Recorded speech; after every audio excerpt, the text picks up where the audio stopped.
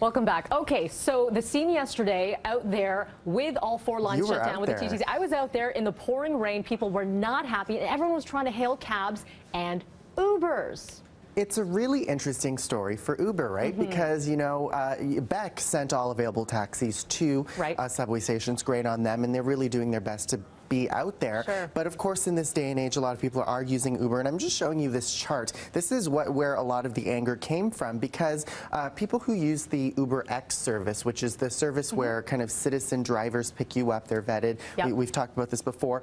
They pick you up, but they have a different pricing model than taxi cabs. And not everyone knows about their surge pricing. Not everyone knows about their surge pricing. So really simple supply and demand, business economics 101, where, you know, the more people that want to use their service, the higher the prices go. But we saw prices, you know, in this area where we're looking at here.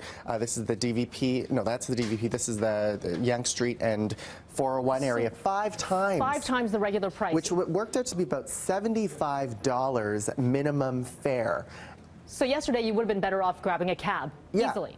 If you could have afforded one as well. And a lot of people were tweeting, not so great. You know, this is one that the people of Toronto defended y'all.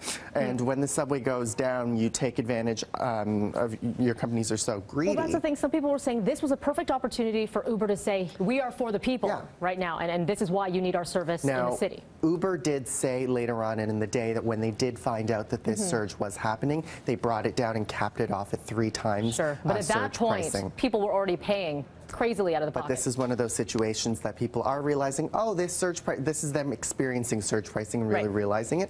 It is a thing out there. Yeah, so something to be, because I've paid surge pricing before. I've taken Uber, and you've accepted it. Sometimes it's 2 times when it's during the morning And commute. I don't mind paying 2 times, but when it's something like 5 times, when I'm paying $75 to sit in the cab, that's when I need to really question whether I'm getting in or not.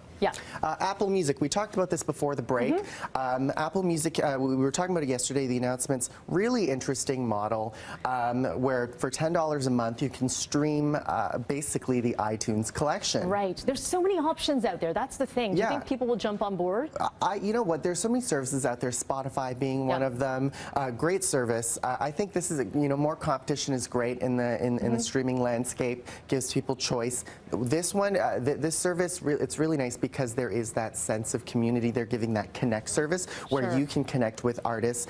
They're also utilizing the Beats service that they acquired, where they're going to be doing their own global radio stations, which is all curated music. And we had some big representation from some Toronto artists, Drake, Having Drake on board? The Weeknd was also there. He did had a performance as well on stage. So really exciting announcements, and we're going to see this develop. I think it launches June 30th. Yeah. Okay. So more with Winston in a little bit as well if you want to know more about this service.